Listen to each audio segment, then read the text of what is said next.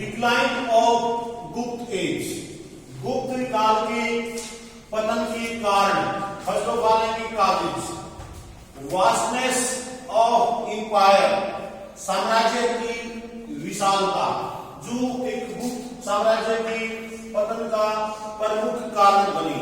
क्यों बनी? क्योंकि समुद्रगुप्त, चंद्रगुप्त प्रथम, चंद्रगुप्त द्वितीय, जिसने विक्रमादित्य की उपाधि ग्रहण की थी, चंद्रगुप्त सेकंड,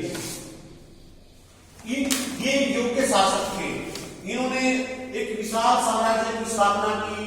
इनकी मृत्यु के बाद, जो शकंदगुप्त के बाद 467 के बाद कोई भी केवल बुधगुप्त, पुरगुप्त एवं कुमारगुप्त द्वितीय दो ही योग्य शासक रहे, कोई भी अन्य योग्य शासक नहीं रहा।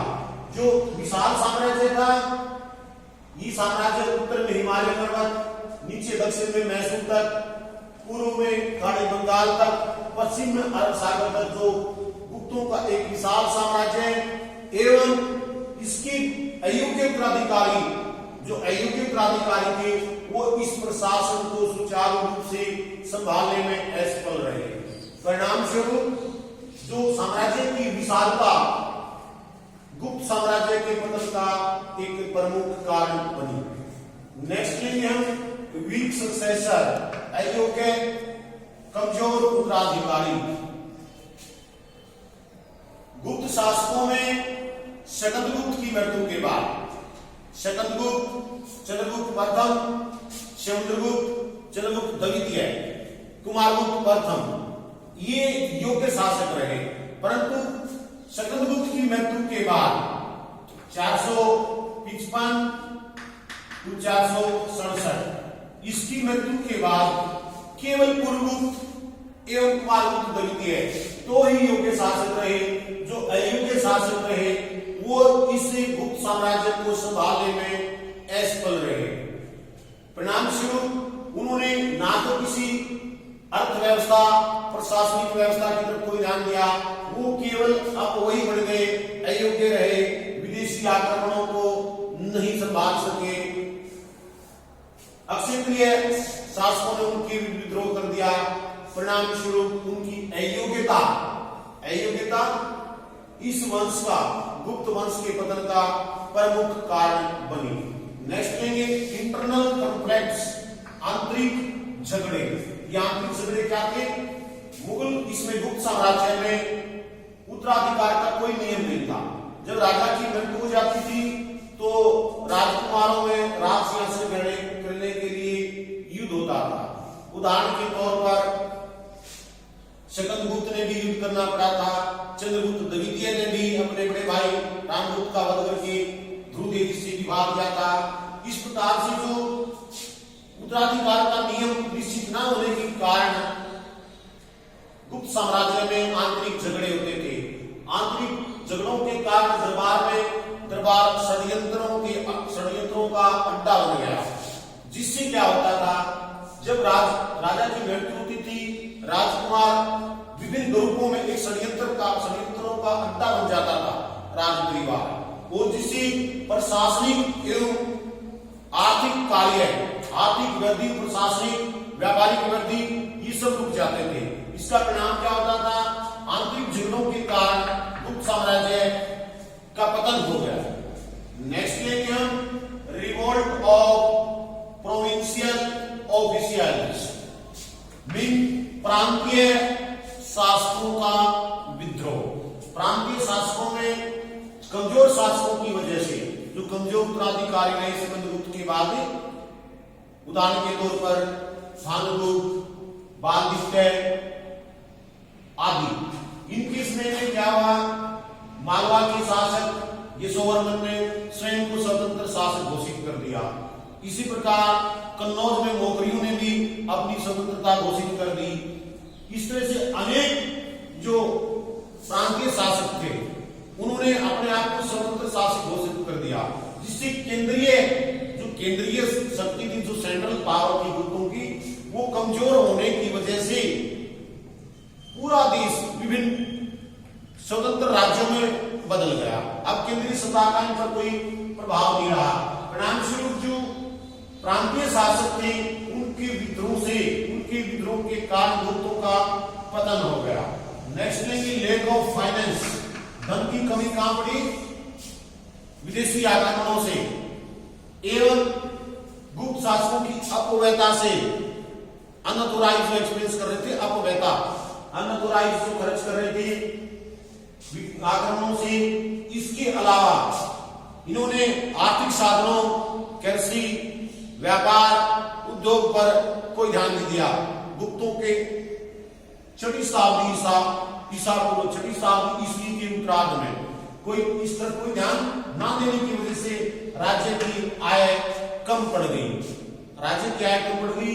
संचार के कृषि, पशुपालन, उद्योग और व्यापार की तरफ अयोग्य शासकों ने कोई ध्यान नहीं दिया, जिससे इसके अलावा विदेशी आक्रमणों ने भी इनको कमजोर कर दिया था, जिससे धन की कमी पड़ गई और धन की कमी पड़ने से गुप्त साम्राज्य का पतन हो गया। नेक्स्ट लेंगे सॉफ्ट पेनल कोड, नरम दंड व्यवस्था। एक तरफ तुम्ही को हमने विषय पढ़ा गुप्त काल को स्वर्ण युग कहलाने में, इस नरम दंड व्यवस्था में गुप्त काल को स्वर्ण युग कहलाया, क्योंकि दंड नरम थे ना वहां, फिर भी अपराध कम थे। लेकिन अब यहां क्या हुआ? अब नरम दंड होने की वजह से उनको विद्रोहियों को पता था कि राजा मृत्युदंड तो किसी को देगा नहीं, मैक्सिमम वो क्या होता था, अंगभंग की सजा थी। तो इसी विद्रोहियों का जो विद्रोही थे उनका हौसला बढ़ गया। परिणाम क्या हुआ? विद्रोहियों एवं शासकों ने, प्रोविंस में इन्होंने सीमांत शासकों ने केंद्रीय शक्ति के विरुद्ध विद्रोह कर दिया, और केंद्रीय शक्ति के विरुद्ध विद्रोह होने के कारण विद्रोहों की, अपराधों की संख्या बढ़ गई। अपराधों की संख्या बढ़ गई। प्रांतीय शासक स्वतंत्र होने लगे। किसके कारण? दंड विधान नरम के कारण। दंड विधान कमजोर था, शोक था, इसलिए गुप्त साम्राज्य का पतन में इस सॉफ्ट पेनल कोड ने, नरम दंड व्यवस्था ने महत्वपूर्ण भूमिका निभाई। नेक्स्ट लेंगे फॉरेन इन्वेंशन, विदेशी आक्रमण। विदेशी आक्रमणों में विशेषकर हुणों का आक्रमण प्रसिद्ध रहे हैं। हुणों के शासक मिहिरकुल ने जब भारत पर गुप्त काल में आक्रमण किया तो उस समय के बालदित्य मिहिरकुल ने जब आक्रमण किया, हुणों का सेनापति, हुण शासक था, इसने जब भारत पर आक्रमण किया तो यहाँ पे बालदित्य गुप्त शासक था, जो इसके आने की सूचना मिलते ही अपनी राजधानी छोड़ के चला जाता है। हालांकि मिहिरकुल ने इसको पकड़ लिया और कारावास में डाल दिया। फिर इसकी बूढ़ी मां के आग्रह पे बालदित्य की मां ने मिहिरकुल से आग्रह किया, तब उसको स्वतंत्र किया। अब इससे क्या होता है? गुप्त काल की जो केंद्रीय सत्ता थी उसकी वास्तविकता की पोल खुल जाती है, जिससे विदेशी शासकों को यह पता चल जाता है कि गुप्त शासक कमजोर है। तो गुप्त शासक विदेशी आक्रमणों से खजाना खाली हो गया, शासकों की कमजोरी का पता चल गया, परिणाम स्वरूप गुप्त साम्राज्य का पतन हो गया। नेक्स्ट लेंगे lake of main of transport and communication, संचार एवं यातायात के साधनों की कमी। गुप्त काल में संचार के साधन, दूरभाष वगैरह, यातायात के साधन जैसे हमारे आधुनिक रेल ट्रैक से, इस तरह से साधन नहीं थे। तो इनकी वजह से जो विशाल साम्राज्य था उसको नियंत्रण करना शासकों के लिए कठिनाई हो गई। तो परिणाम क्या निकला? यातायात एवं संचार के साधनों की उपलब्धता न होने के कारण, कमी होने के कारण गुप्त साम्राज्य का पतन हो गया।